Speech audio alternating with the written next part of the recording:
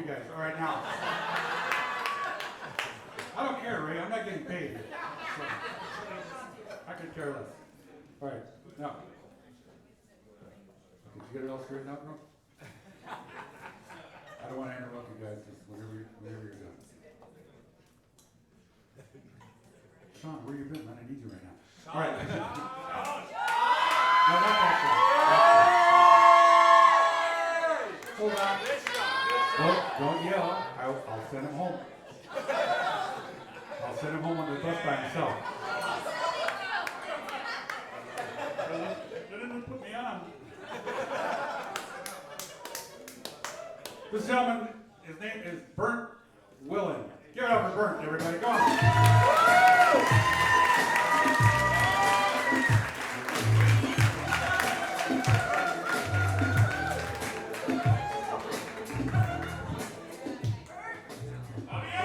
Hello, everyone. Hello. Thank you all for coming. It's great to be here. Did you hear what he called me? He called me Bernd, right? That's what he called me. I'm an immigrant.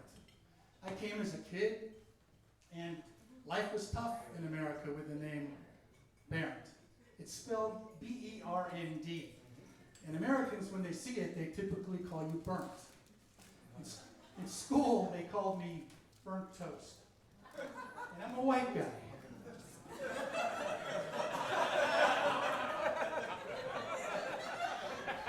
For a while, I went with the name Bernie. You know, who knew that was going to be such a famous name? You know, Bernie Madoff, Bernie Sanders, Weekend at Bernie's. You have no idea how often I have to explain my name. It's pronounced Bernd. And now that you know that, it's nice to meet you.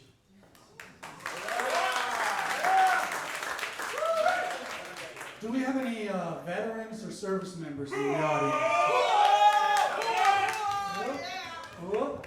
What service? Army Air Force. Army Air Force? Yes, that's right. Who else? Army? Burning Man.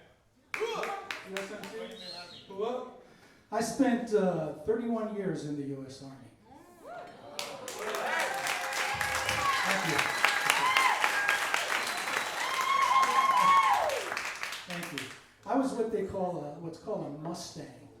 A Mustang is someone that was a enlisted soldier first and then became an officer. Okay. I was 27 years old when I signed up for the Army, so I was older than most of the guys. It was February of 1980. I was programmed to go to Fort Dix, D-I-X, New Jersey, for my basic training. But there was no way that I wanted to go to New Jersey in the winter, so I arranged for a ship-out date in June. But older does not always mean wiser. I had no idea that New Jersey is a swamp, at least Fort Dix was, and that I would be eaten alive by bugs and mosquitoes that summer. When I arrived at Fort Dix, it was just like the movies. The drill sergeants just swarmed the bus. They're yelling, getting in our faces, and very quickly we were moved to our first stop, the barber shop. And yes, I still had hair back then, somewhere. At that barber shop, I learned my first lesson about the Army. After they practically shaved our heads, Barber asked, "Can anybody drive a stick?" And being older and ready to impress, I said, "I can drive a stick." So he hands me a broom that I had to drive around the barber shop and sweep up all the hair on the floor. That was my first lesson about the Army, an old Army saying that says, never volunteer for anything. A few of the training highlights in basic that I had were the tear gas tent. The tear gas tent, we had to go into a tent filled with tear gas with our gas masks on. You stand there and breathe, and you know that it works, right? It's the confidence builder in your equipment. Then they tell you to take the mask off, and it's mayhem. Guys are trying to hold their breaths. They don't want to breathe, but they start gagging, coughing, their eyes are watering, snot's running under their nose, and it burns on your sweaty skin. They finally tell you to, okay, get out. You have never seen people move that fast. They're climbing over each other trying to get out that back door. Outside, you were supposed to, it's a recovery area, just walk it off, right? But they're still coughing and gagging and carrying on. I swear, some of these 18-year-old kids were wimps. Because what did I do? I went around the other side of the tent, got back in line, and asked if I could do it again. Well, for me, it was like having a Saturday night party back home. The grenade pit. In basic training, everyone gets to throw one live hand grenade. They tell you that once you pull the pin and release the safety spoon, you've got 10 seconds before it explodes. Well, you know, most 18-year-old guys, things explode in 10 seconds. What can I say? So, anyway, you're holding the grenade in one hand. They're shaped like baseballs nowadays, by the way. So you hold it in one hand, pull the pin with the other, now your clock starts. But the two sergeants that are standing in the pit with you tell you to count to 3 before you throw it. So I'm thinking to myself, I pulled the pin, I got a live grenade in my hand, and I'm supposed to count to 3. So I said, well, how fast am I supposed to count? One Mississippi, 2 Mississippi, 1, 2, 3? Just pull the pin, count to 3, and throw the damn grenade, soldier. Yes, Sergeant. Boom. What? I forgot the 1, 2, 3. Boom. The low crawl, the final big event in basic training was the low crawl. The low crawl is when you've got barbed wire, just like in the movies, barbed wire all strung out, and you're crawling under it with your rifle in your arms. Right? Meanwhile, they're firing a live machine gun over your head. And that was the one thing that makes the butt pucker factor really go up. Okay? That's when you realize, holy shit, this stuff is for real. In basic training, they taught you never to call your rifle a gun. Only cannons and tanks and machine guns are called guns. You could call it your rifle or your weapon, but never a gun.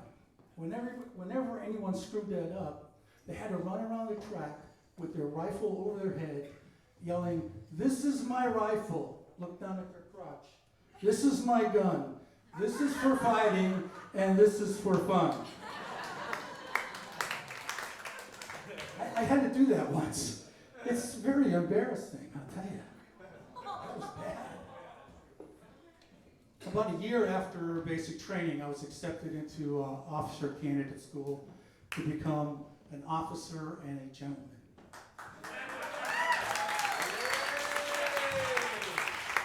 Remember that movie, An Officer and a Gentleman? I love that movie. Sometimes I'll play it and I'll skip to the last part and I'll pretend I'm Richard Gere and my wife is Deborah Winger and I'm carrying her out of the factory with the music playing. Yeah,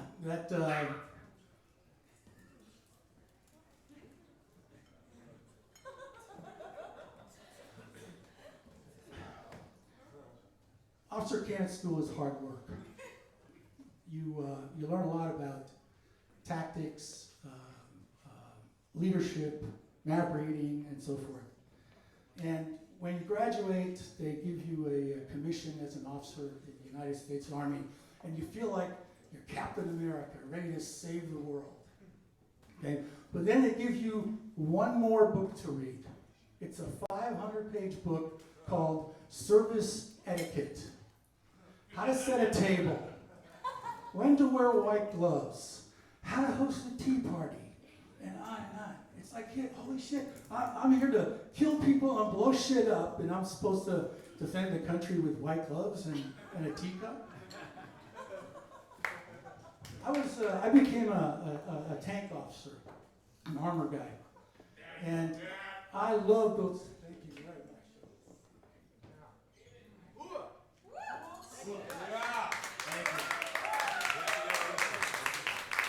I love those great big beasts. It was the best of times. Me, my troops, our tanks in the field for exercises for weeks at a time. There were times I didn't shower from 5 to 10 days. I could have killed the enemy with my breath in my body over a lung. The military has a culture and a language of its own. Okay, and it's like acronyms. Acronyms are word abbreviations. And the military is like an acronym soup. Com Nav Surf Pack. Commander Naval Surface Force U.S. Pacific Fleet. Com Nav Surf from this to this. A few simple Army examples are OIC, Officer in Charge, DFAC, Dining Facility, and my favorite, FUBAR, FUBA, fucked up beyond all recognition, and I've used that a lot.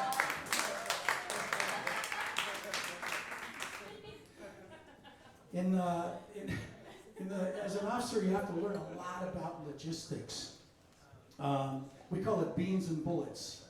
You know, fuel, food, ammunition, toilet paper, everything. And with my background in logistics, every time I watch one of those superhero movies, it makes me crazy. You know, I have questions. Like these guys have, what do they do when they go to the bathroom? These guys have uniforms with masks. Does Iron Man wear a diaper?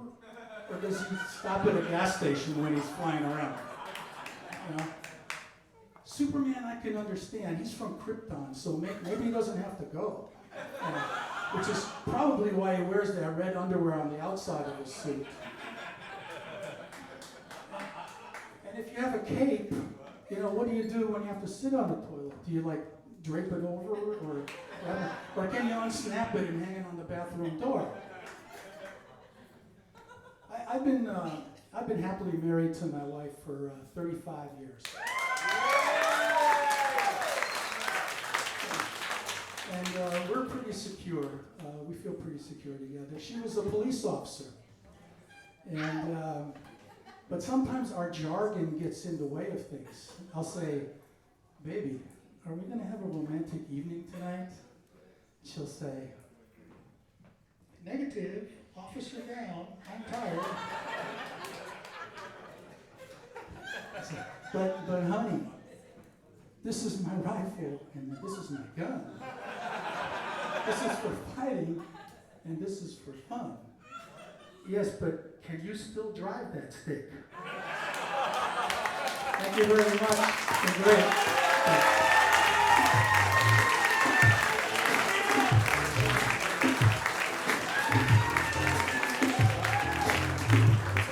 Give it up for the colonel right there. Come on.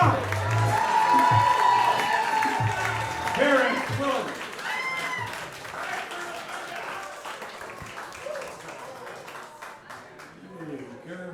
Colonel don't play, man.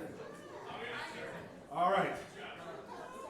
Thank you for your service, sir. Thank you very much. 31 years in service. Thank you. All right. Here we go. This guy's about to turn 40 years old.